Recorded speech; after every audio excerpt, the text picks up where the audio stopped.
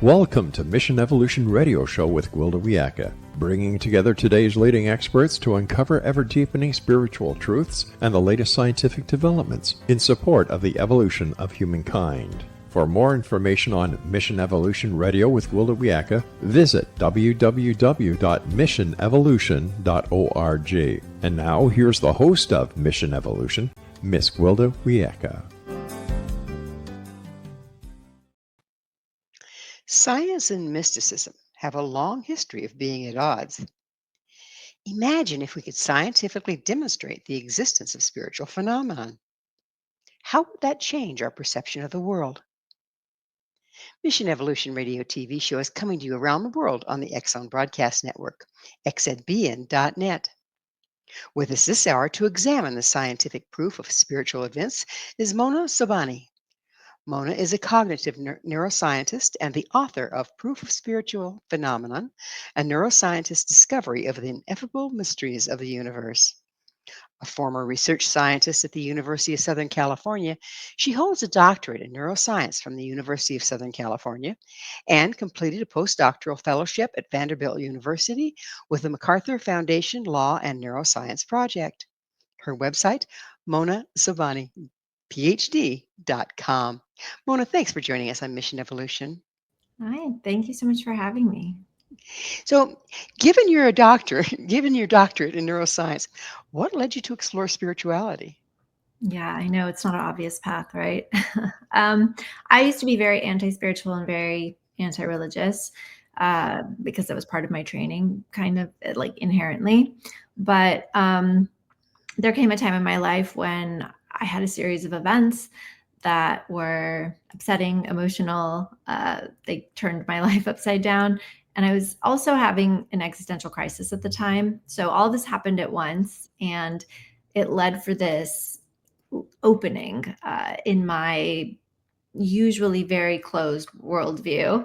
And I was very rigid and not open to new ideas. But during this time, I was sort of in crisis. So it opened me up in a way. And I started exploring these spiritual ideas. And also another part of this, a big part of the story, is my cultural heritage is Persian. And in our culture, we have a tradition of divination, which is using some sort of medium like tarot cards, or in my family's case, coffee grinds, to intuit something about someone's past, their present, or their future. So my grandmother used to do this, and my mom still does it and does it for family and friends. And she would do it for me, and I never believed it. I never paid attention to it, but she would read for me. I would take notes.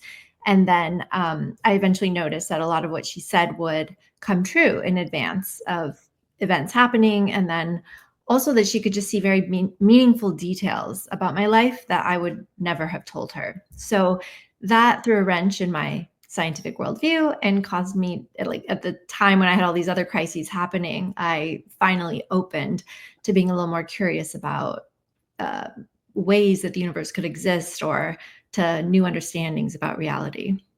So it was a bit of an initiation, to say the least. Yes, absolutely. Yeah. So we're all on the same page. Would you please define spirituality as we'll be working with it here today? Yeah. So to me, spirituality is the connection to something greater than yourself. And that can be God or the universe, but it can also just be nature, or to other people, to society. It's really just connection to something other than yourself, and something that's like at a higher level. So I think that even if you're atheist or agnostic, you can consider yourself spiritual or have spiritual moments. And it's those moments where you feel really connected to something greater than yourself. Well, it seems like we live in a state of disconnect. What impact is that having? Yeah, absolutely. Western society has definitely evolved in a way where we're all disconnected from each other, from belief systems, from community. And it's had a pretty deleterious effect, in my opinion, because humans are wired for connection and for love. And we see that in a lot of scientific experiments when you're looking even just at animals. So for example, rats, when you take them away from their peers, that's when you start to see addiction behaviors emerge. Or if you take let's say, baby primates away from their mothers, that's when you start to see behavioral and social developmental issues. So humans and all sorts of animals and organisms on Earth are wired for connection and community. And it's actually really bad for our health and our psychology when we don't have that. So I'm really curious, how can you tell if a rat is addicted? So there's these really famous experiments around cocaine with the rats, and they put them in this room, and they have a little like a button that they can press to get hits of cocaine, and they showed that the rats became addicted to cocaine really quickly. And those were the initial experiments that showed cocaine is addictive. However, those rats were in isolation. And then there were a series of experiments that came afterward that showed if you put the rats with their peers, like in a kind of social community, and they weren't alone, they weren't as bored. And so they wouldn't become as addicted to the cocaine or not at all. I don't remember the exact findings, but the effect was dampened or maybe even eliminated. I don't remember. But yeah, the point being that addiction is not just biological. A lot of our behavioral issues that we think might be biological or genetic, it turns out that they're really biopsychosocial, meaning that there's a lot of social components. And because humans are not, we're not entities on our own. We are always part of a network. We're always connected to other things. It seems like the more disconnected we become, the harder it is to communicate. Do you see that as going on, and what causes that? Yes, absolutely. Well, when you are part of a network, you interact with each other a lot, you have common language, right? Or common values. And it's kind of like an exchange of, you could say energy, but really it's exchange of language, exchange of ideas. And so you tend to even out, right? Your ideas and language, you may not agree on everything, but at least you're exposed enough to the other side of things where you can take that perspective and things can even out. But if you are totally separated and you're never even exposed to those ideas, there's actually a really interesting effect in humans where if they hear a word or a concept that they don't already know, the brain kind of just lets it bounce off. It's almost like they don't even hear it. It doesn't even come into their perception or attention because they don't know what it is. And so that's what happens when you start to separate people into these groups, and you start and then later start sharing ideas. It kind of just bounces off because they have no conceptual framework for it in their heads, like no space for it to go. They're like, oh no, this puzzle piece has nowhere to go in my head. I've never heard of this. It must not be real, and it just rejects it. And it's not a conscious process. It's totally an automatic subconscious thing from your brain. And thus we have the condition of the world today, right? Yeah, exactly. Add some nukes and it could be real interesting. So you see a difference between spirituality and religion. I definitely do. Yeah. I mean, I think religion is just a prescribed set of beliefs and maybe rituals. And it does seem as though there's not a lot of what's it called, personal connection or personal experience emphasized. Usually, I don't want to say every religion is like that, but maybe the three main ones. It's more about I will defer to some authority, whether it's an authority text or an authority figure, and I will adopt these rituals and use it as a guidance. And it's very helpful. We know for humans, it's very helpful to have structure like that, and it can provide meaning to your life and community and all of that. So it does have very important, helpful structures. But to me, spirituality is more of a direct connection, right? Because as we discussed earlier, the spirituality is the feeling of just feeling connected to something greater than yourself. So you can have spirituality in religion, and you can have just spirituality where you feel connected to something, whatever that is for you, but you don't have to have a prescribed set of beliefs or rituals or communities that provide an overall, framework for your beliefs. So doesn't that framework actually create more opportunity for separation versus unity? It can. I mean, anything, unfortunately, human organisms, one of the things that we evolved with is this us versus them, or we call it in group, out group categorization in our minds. And so we are wired to do that. And that's why you see people tend to break off, right? Whether it's religion or nationalism or whatever it is, their identities. And we adopt these identities, embody them, and then we feel safe in those groups. And that's just because of the way that our brains and bodies are hardwired from evolution. But yes, it does cause separation, and it requires conscious effort to overcome it, right? And to be like, let me not see this out group as just different and bad from me. Let me see them as different, but maybe I can engage with them and learn something. And just not seeing them as threatening, because usually it's a little bit like our hardware automatically I classifies out groups as threatening, and that's kind of the work to be done, is to overcome that, because it is a little bit of a natural tendency. Well, as we get larger, it becomes more necessary to work beyond that, doesn't it? Because when we were just small communities, that was the community, okay? And Yeah. and we kind of got hardwired to do that. And now all of a sudden, there's the world at large, and there's a lot of differences out there. Is that part of the problem we're seeing here? Yeah, I mean, I guess there's a lot more of everything. There's a lot more information. There's just a lot more coming in. I think we're honestly overwhelmed. Our brains were not designed for this amount of information and this amount of attention, like to be paying attention to this many things all the time. All the time. We're Well, it's time for us to take a station break. Mona and I will return very shortly. So don't you go away. This is Mission Evolution, missionevolution.org.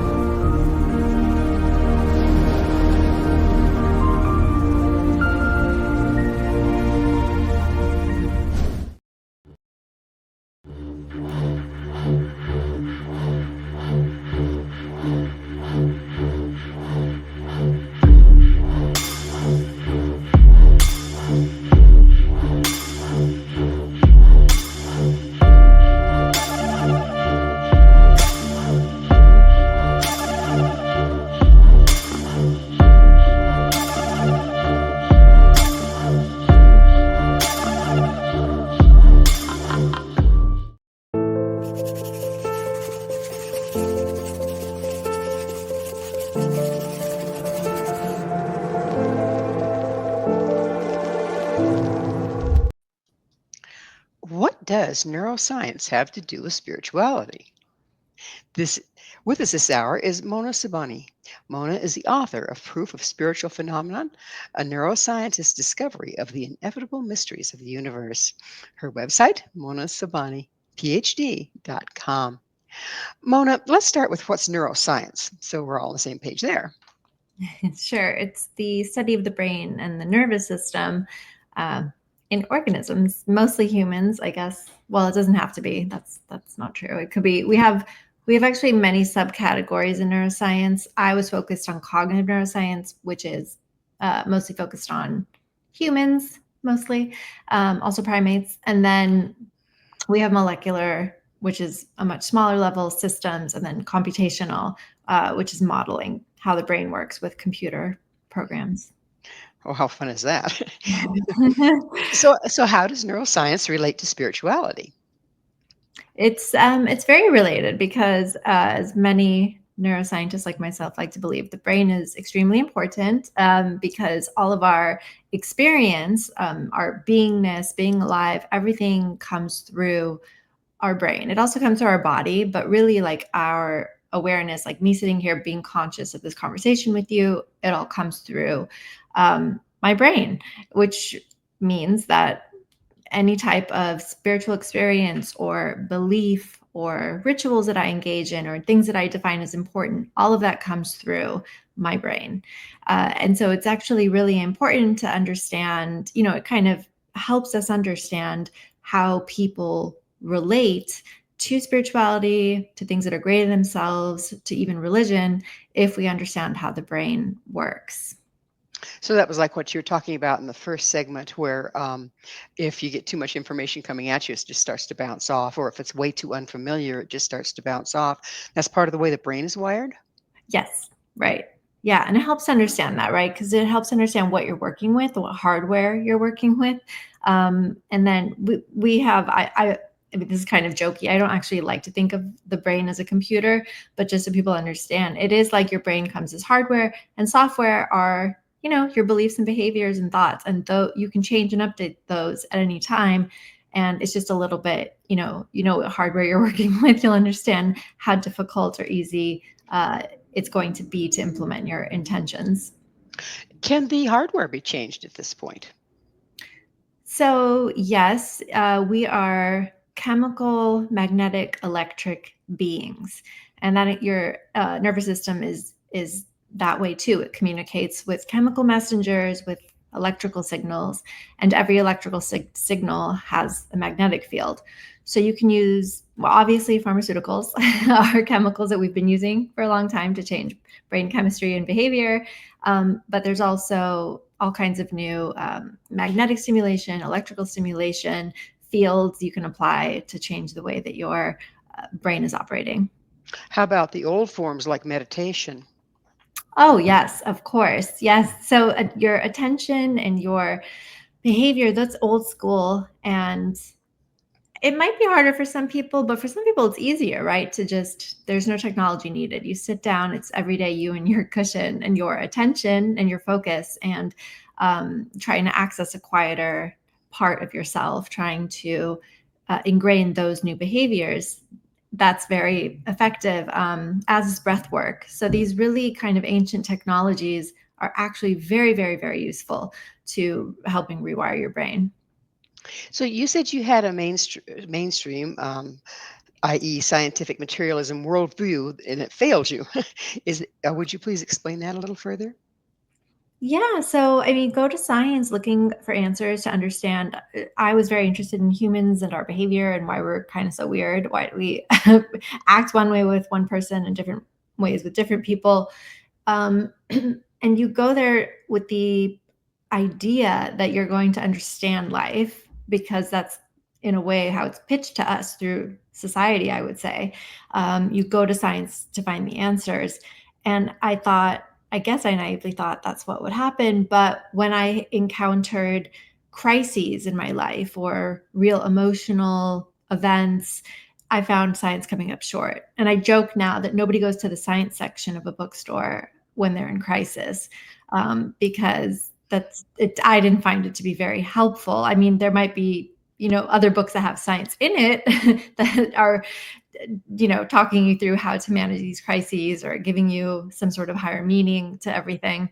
But yeah, for me, science failed me there. But and also the divination that I mentioned from my culture, from my mother, science couldn't explain that. So that did not fit into that should not be possible. It should not be possible to know the future. It should not be possible to know, intimate details about someone's life, um, in ways that you could know. So I didn't have an explanation. So science failed me there, like in trying to understand that, what I call an emergent or spiritual experience. I understand you interviewed mediums, psychics, behavioral health practitioners, and scientists. What are some of your takeaways from that experience? Yeah, I thought if you had asked me before as a scientist what I thought about psychics or psychic mediums, I probably would have had a laughing fit and said that they're crazy, because that's kind of the mainstream narrative, or they're frauds. But I interviewed them and I found them to be really lovely people who were not crazy in any mental illness way. They were clearly not mentally ill. And they were genuine. They were very open hearted and were very helpful. Like they just wanted to help people with what they could do. And I was surprised by that, because that is not what I thought. And had I not stayed curious and open and interviewed them myself, I may have never learned that. I may have just kept this stereotype in my head that I picked up from society. So I was really surprised by that. And then also, I interviewed my scientist colleagues because as I started to get interested in spirituality and what I guess we call paranormal phenomena in our society, I thought, oh, I'm nuts and I'm a bad scientist for opening up to this. So I started interviewing my colleagues to see if any of them had had experiences themselves or how open-minded they were to any of this stuff. Were any of them spiritual? Like, I had no idea. We never talked about those things. And then I was surprised to find that many of them had had experiences themselves. They all had a story, whether it was personal or just someone in their life that had an anomalous story. They all had a story, and they were all very open-minded about it. Granted, these conversations were in private between the two of us or each of us, but and I don't know how open they would be publicly, but in private, they were very much like, well, we don't know everything. There's a lot of mysteries in the universe. If something happens once, then that's an outlier, but you have to account for it in your models. So I was also pleasantly surprised by that. Because science and spirituality, they're actually aiming for the same thing, aren't they? The reality of life, or the workings of life. Do you see them as on a collision course? And if so, what's that look like? I do. I think that I think it's one universe. And we have just categorized them as separate things, but they must intersect. And I think with the renaissance or the resurgence of psychedelics in neuroscience labs, you're starting to see a lot of these questions that normally would be kept out of those labs coming in, and people being more open to them, because before psychedelics force a lot of spiritual questions, because when people do these medicines, they you can have a super spiritual experience. Like, you feel like you see spirits, you feel like everything is consciousness and everything is alive and everything is love. And the physicalist framework doesn't do a very good job of explaining why that happens. And so now we're seeing a lot of universities opening up centers around psychedelics, but also consciousness, and exploring what is consciousness and how does your consciousness change when you do spiritual technologies like psychedelics or breathwork or meditation, like we mentioned earlier. And so because of that, you're starting to see a more open conversation starting around, well, where do these two worlds intersect? We used to draw a hard line and say, no spirituality in science, but now the issue is being forced. So we're seeing it open up. So Timothy Leary is alive and well. Yeah, I mean, hopefully the new set of scientists will be a little more careful than Timothy. Yeah, Timothy had his problems there. So why is there such a taboo in the scientific world of people that have spiritual experience or spirituality? Well, the common narrative is that there is no spiritual reality, that reality is physical, and if you can't measure it, it doesn't exist. And so spiritual experiences are hard to define, they're hard to replicate, they're hard to get into a lab, or anomalous experiences. I mean, all of these they're rare, and they're by definition weird, and they tend to happen under emotional or traumatic circumstances, which is not very conducive to being studied in a lab. So because of all of that, it's just been kind of cut off. And especially in neuroscience, I think the belief is that these have all been misperceptions from your brain. So our brains obviously make mistakes all the time, and we have all these biases and all these things we've brought with us from evolution. So yeah, sometimes, if somebody comes in reporting they saw a spirit, a neuroscientist would probably be like, no, it was the light bounced off a thing, or whatever. They'll come up with some explanation. So we tend to brush them off and start from the assumption that there is not a spiritual reality, probably, or start from the assumption that most likely the person has misperceived something, and that there is some other explanation. Well, it's again time for a station break. Mona and I will be right back to continue our discussion, so stay right there. This is Mission Evolution, www.missionevolution.org.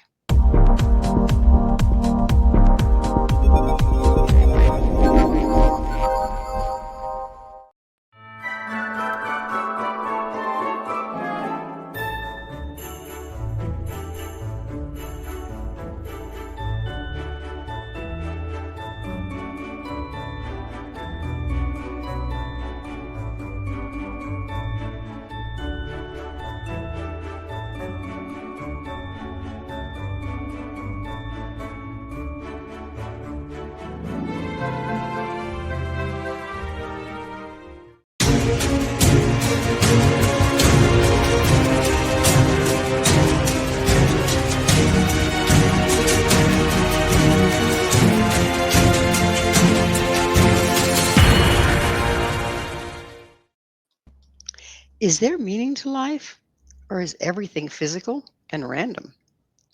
With us discussing spirituality from a neuroscience perspective is Mona Sobhani. Her website, monasobhaniphd.com.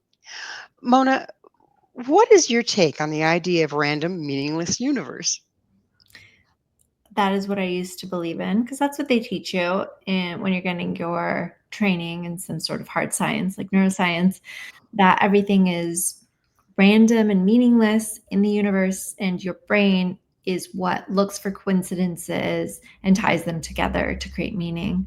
But as I dug into the spiritual literature and even the more anomalous or emergent phenomena, I realized that there might be more than we understand in science. There might be, the difficulty is meaning is a difficult thing to define. Like, what is meaning?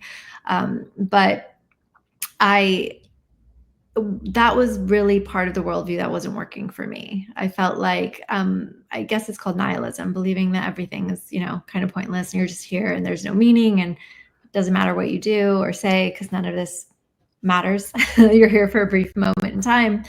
And that is a very depressing worldview. And I think that is why I think it's one of the reasons we see a lot of mental health issues these days, is because a lot of people just feel hopeless and despair. What else is there to feel when you believe something like that? So for me, that was really difficult. And I think that it's very possible. I don't think that our worldview or philosophy of physicalism has been proven beyond, reasonable doubt, really. I mean, it works for us, but I think it's possible that we don't have the whole picture. And every day in philosophy, and computational neuroscience and all these different fields in physics, there's all these findings with people arguing over which philosophy or worldview is the correct one. So I don't really think it's settled. I think there's a possibility that there's other dimensions to the universe, whether it's spiritual or mystical or meaningful or whatever, that's still to be determined. But I don't think physicalism is the whole story. If it was, we would be able to explain a lot more of the things that we observe, but we have huge gaps in our understanding. Well, it makes sense, though. It's like the physical reality was defined one way until we got the microscope. Exactly. And then all of a sudden, that Yeah. definition changed, and nobody seems to see the difference. Like, there was a whole galaxy out there, not one of our neighbors, that we didn't know until we started looking with ultra red.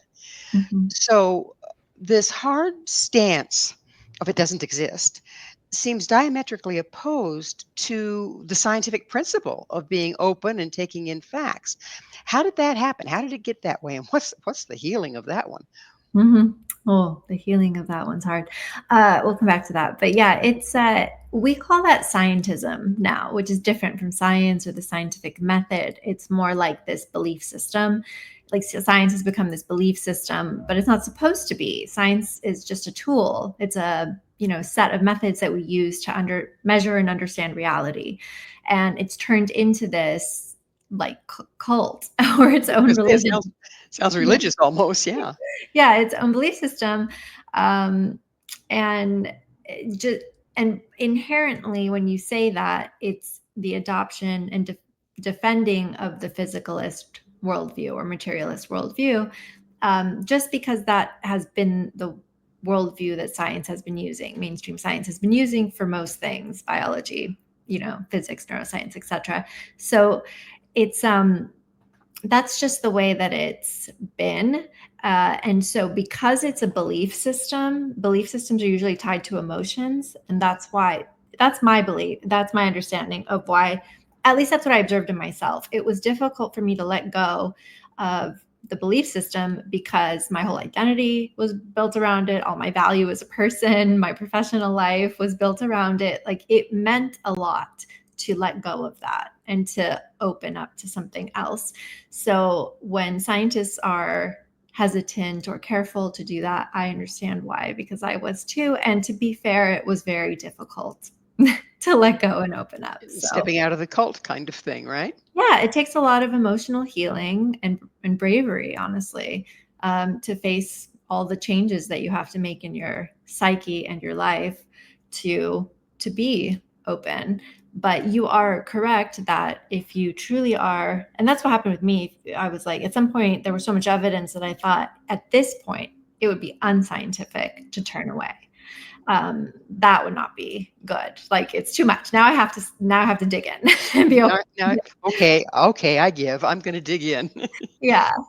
So, what impact is there from the scientific materialist paradigm ignoring spiritual division of the universe? What's the impact of that? Well, there's probably a lot of things that we're missing. I mean, we are far away from understanding many things, most things, I would say, in science. And it's possible that if we opened up to some sort of spiritual understanding or some of the evidence that we normally otherwise turn our noses up at, that there might be some information in there that can inform our experiments and maybe widen our understanding and cause innovative breakthroughs to happen. So, and I think that's really possible, because that means you're ignoring at least half, let's say, of the universe or of reality. So how could you have a complete understanding without that? You just can't. That's interesting. It sounds like you're saying that the reason that science and spirituality don't come together are mindsets, not facts. Yes, that's right. We keep our minds and beliefs in the box of materialism or physicalism, and we let that worldview define what we let in. And it's constraining and doesn't need to be. So it goes back to that bounce out thing. Mm-hmm. Yeah. So what do you see as the ramifications of the individual and society embracing a meaningful cosmos? I think it would be beautiful. I mean, I think a lot changed for myself when I did that.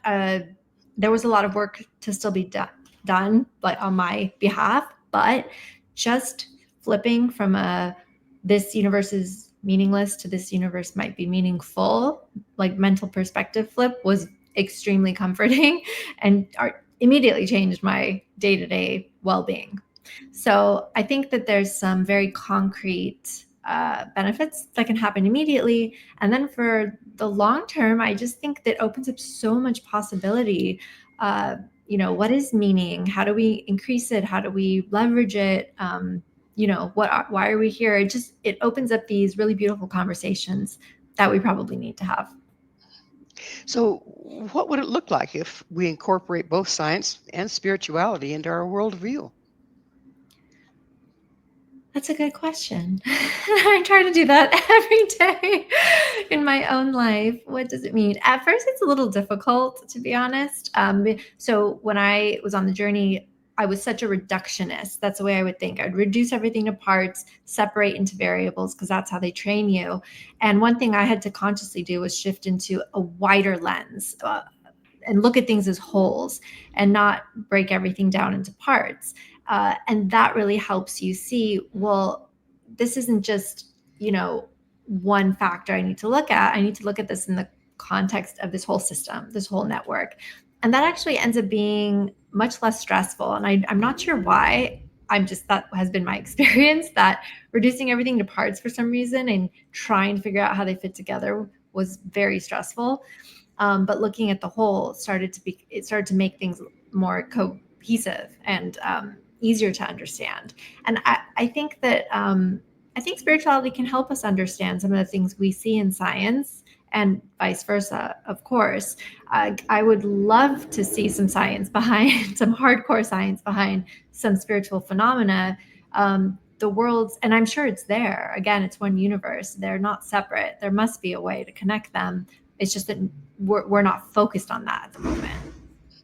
Do you feel that if we, as individuals, start to embrace both the scientific approach and the, belief in or openness to spirituality, that it'll actually increase our flexibility and, for that matter, our IQ? I think definitely our IQ, because it adds layers of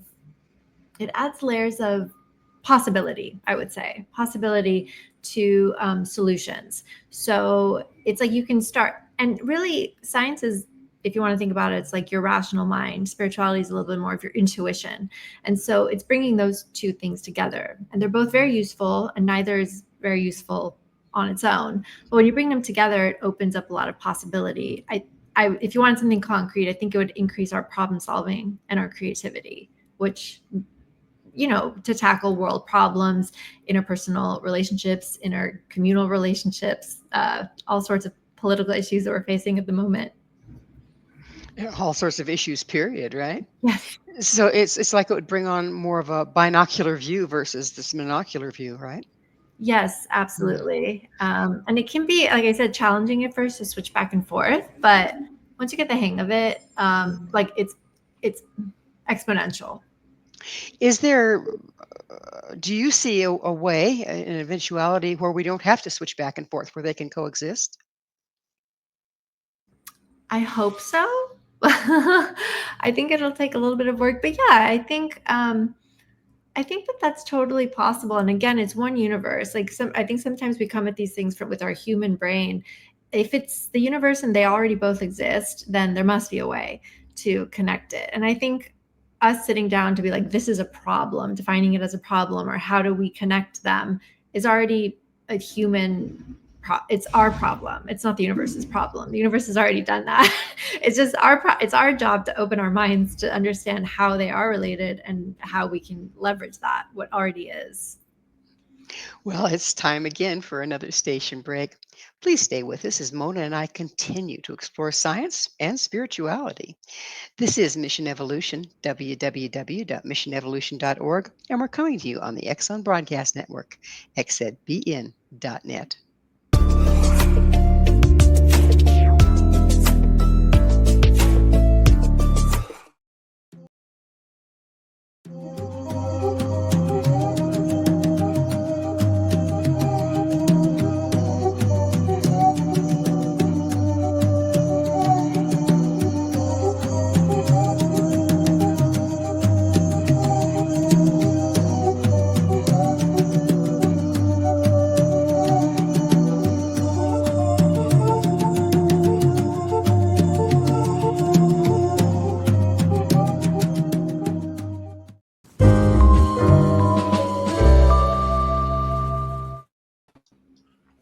Are there past lives and future incarnations? Or is this just a one-shot deal? This is Mission Evolution, missionevolution.org. We're continuing our discussion with Mona Sobhani. Her website, Ph.D.com. Mona, let's talk about past life and future incarnations and the whole continuum there. What have you found there? It's really interesting. I used to never believe in any of that. But when I started digging into the literature, I found that at the University of Virginia, they had actually done some research looking at children, really young children, I think between the ages of 2 and 5, who have memories from past lives. And they started documenting it and getting details and checking if they could find the identity of this alleged personality or person that had passed away that they had inherited or come into this new body. And I think they've identified like 65% or 70% of the cases, like they've been able to find the identity of that person and verify that a lot of the details the children gave matched the person. And it's extraordinary because they're just kids. They don't have access to like the internet to create this, story or to lie. They have no motive to do that. And at this point, there's over 3,000 cases of this anyway.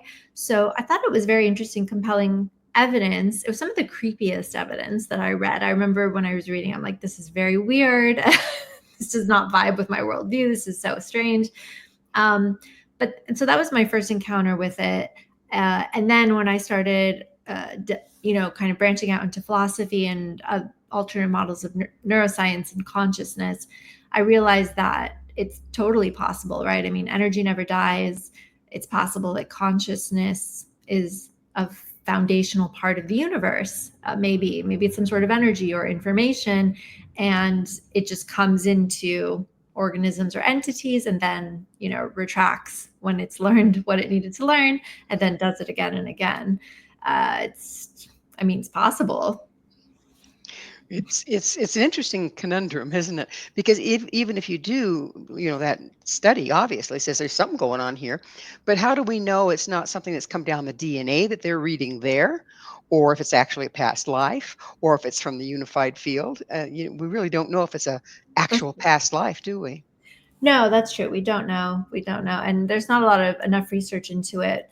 I think genetics wise, I'd have to double check, but I think that there, how do I, the people, some of the personalities are so far removed from the lineage of the children that, and I don't know if they've published a study on that. I just know I've heard them talk about it, that it was so unlikely that this family from across the world was even related to this one. Of course, if you go back far enough, we're all related, but just in terms of timeline, the personality was from the 1940s. There's not enough time for that lineage to get into this person's lineage. So I think the DNA question, again, not sure if there's been a study published, but doesn't seem to be the most likely explanation. But you're right. Otherwise, other than that, who knows? Maybe there's a unified field they tap into, they download some memories and information about a different personality. And then the question would just be, why do they think it's their personality? Or there's other questions to ask about to follow up on that. Well, you've heard of where's the beef. My question is, where's the proof? We're talking about proof of spiritual phenomenon. Where's the proof? Yeah, with the kids? No, in general. Oh, in general.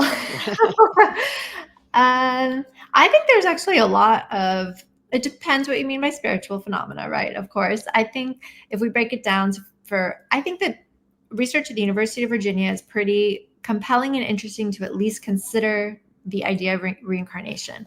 I think there's been beyond a sufficient amount of research on psychic phenomena over 100 years from all these prestigious schools like UCLA, Duke, Princeton, etc.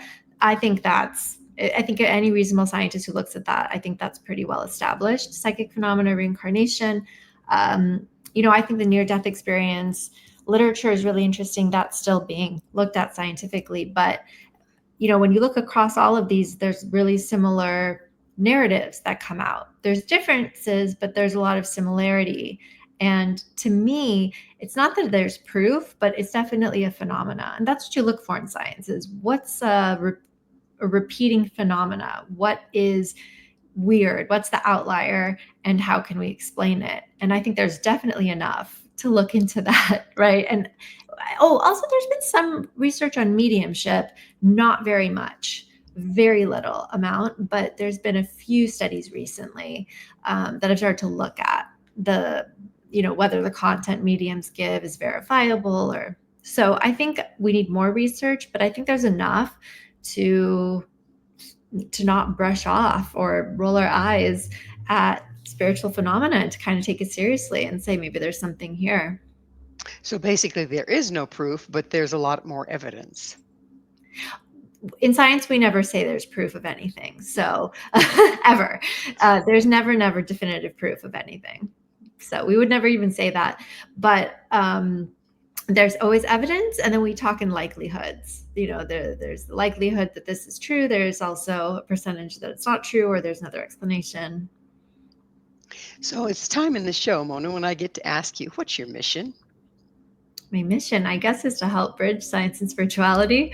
That's how I understand it. I think also this journey was so hard for me mentally and emotionally to make that flip that I'm focused now on helping other scientists or rationalists or whoever's flipping. I'm focused on helping make that transition a little bit easier because it's not easy. Do you see a future, and how far in the future, when this will be more mainstream, the blend of the science and the spirituality? I think I want to say we're close only because I want to believe that, but I don't actually know, because there's so many different avenues for media now, and it's not like it used to be where it's, you could tackle, I feel like it was more, there were hubs that you could tackle maybe and kind of try to persuade them to a broader understanding. But now there's so many different avenues.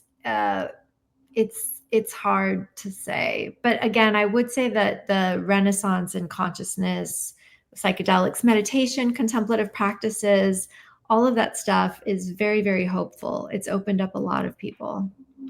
How do you see the condition of our planet, our societies, and the wars and everything that's going on? How do you see that changing if we are able to blend spirituality and science? Well, I think it would help a lot because we'd understand that we're all connected, and you could kind of rise above what I spoke about earlier, the in-group, out-group uh, division that comes from our brains that we're evolved with. You could overcome that and kind of understand we're all connected. We all depend on each other. We're not separate. And also, if you do take the view that we reincarnate, or maybe even that you don't even necessarily have to reincarnate, but maybe that there is some kind of afterlife where you need to face your actions, then maybe we would all behave a little differently. I know that my behavior certainly changed once I became more spiritual. There's also the belief that everything we do, and it's been around for a long time, a lot of the native cultures hold this, that everything we do impacts for 7 generations into the future and probably into the past. Do you believe that if we Mm. engage with that, we're more likely to be mindful of what we're doing to the planet, what we're doing to each other? Yes, I think our current society is very focused on the now with no repercussions, right? No thought for the future. It's all very short term, quarterly reports and things like that. And I think that has caused a lot of this devastation, this short term view of things. And it's true. A lot of what we do, has repercussions for the future, but nobody seems to be acting that way anymore. Confoundingly, I don't understand why, and I think really a lot of it has to do with the economic kind of focus on quarterly results or whatever it is. So yeah, we that's and I feel like people pay lip service to it to say, but their actions don't line up with what they say a lot of the time. But if you had really opened your heart to understanding these concepts or understanding we're all connected or really adopting a spiritual framework, it would be easier to align your actions with that. So, how is this information that you've been gathering and putting out there? How's that been received by colleagues and scientists? It's been received. I've had a lot of scientists reach out to me to tell me about their anomalous or spiritual experiences because they've never had the opportunity to tell somebody.